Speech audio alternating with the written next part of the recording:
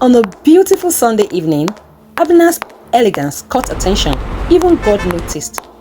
Meeting a stranger, Hello. he appeared handsome, confident, driving a black G-Wagon.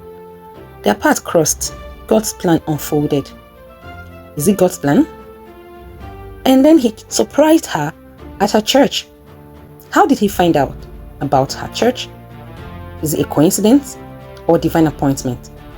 And right after the church service, he asked her to go out with him that same evening. And Abena accepted. As a single, she was really ready to mingle. That evening, in a very beautiful, luxurious restaurant, they got to know each other. No pressure, just connection. Next Sunday, she wore a black gown and a yellow belt. And sighting him in the congregation, he was wearing a yellow shirt. Wow. Yellow coincidence? Or is God speaking? Is God saying something? After the church service, they both took a walk to a park and shared their hearts, their goals, likes and dislikes. And at the park, he shared his heart with her. I love you. I love you so much.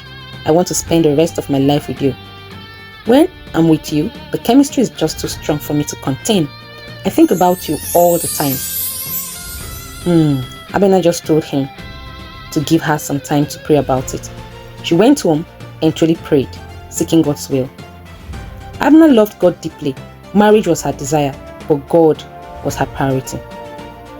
She prayed and prayed. So many persons told her he is a good man. Then Tunde came, showing so much care, kindness, showing how responsible he could be even in marriage. And yes, he goes to church. Everyone said he is a good man.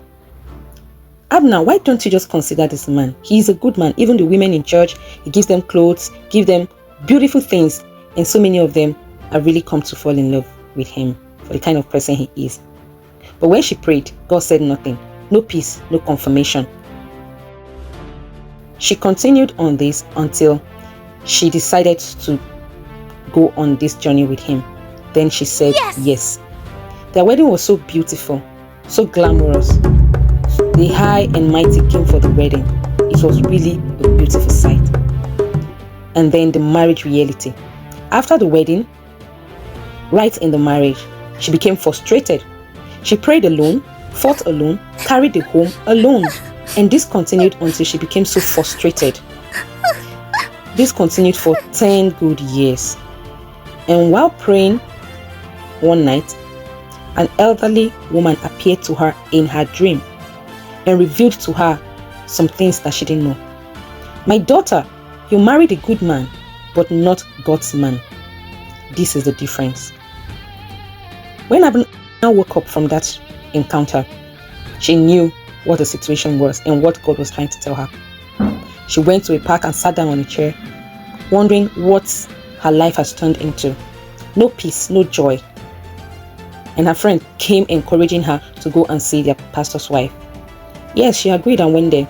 Pastor's wife encouraged her, prayed with her, and also prayed that God would give her more grace to keep fighting on her knees for the salvation of her husband. She said to Abena, when you don't marry God's will, instead of marrying a prayer partner, you marry a prayer point. You have to keep praying for him until he becomes your prayer partner. With that, she went home, and on getting home, all hell was let loose. Tunde was at the door, shouting and screaming. Why she went out? Church today, church tomorrow, you are always in church. Yes, I go to church, but it's like you have put your own church on your head. That shouldn't be. You have your wifely duties to attend to. Why go to church all the time? Abena was trying to explain to him that she only went for counseling and nothing more, but he wouldn't want to hear. Right there, Abena went down on her knees and began to pray. The prayer was so loud that he couldn't just contain it. He decided to block his ears with throw pillows in the living room. This struggle continued and continued. Years passed, and Abena wrestled with guilt and regrets. One night, while she was praying on her knees, God gave Tunde an encounter. God started working on Tunde also. Not because of Abena and whatever she has told him, but because of God's mercy.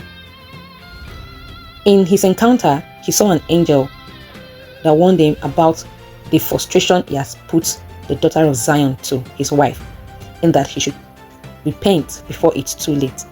He was terrified, woke up with so much fright, and started begging his wife for forgiveness. He went down on his knees, begged her for forgiveness, and decided to pray with her. That was the beginning of the whole turnaround in the marriage. They prayed together, did everything together. Restoration came, not as perfection, but alignment through obedience. Oneness in purpose. A beautiful family emerged, and God gave them 3 beautiful children. Are you a God-fearing, passionate lover of God? Do not settle for any partner who is just morally good. Marry someone who fears God, who loves God, and loves the things of God, to avoid frustration, lack of peace, joy, and fulfillment in marriage. Don't settle for less. Don't settle out of God's will, because once you fall out of God's will, God will not be there to help. God can only champion what he has consecrated, cradle what he has conceived, or commit to what he has commanded. He can only intervene in what he has initiated, or oversee in what he has originated, and he can only protect what he has permitted. So in life and in marriage, only get yourself involved in what you are sure that God is presently in it. If you don't invite Jesus into the both of your marriage and in every decision you take in life, who will you call upon when the storms and the winds arise? But how can you invite Jesus Christ into your life and in every decision when you don't even have him in your life? This is just the best time for you to hand over your life to Jesus Christ, because you can't do anything without Jesus. Say this after me. Lord Jesus, I accept you into my life and into my situations, into my marriage, and into every facet of my life. Be my Lord and Savior. From today, I am your child, and I will live in accordance to your will, because your will is the best for me. In Jesus' name, amen.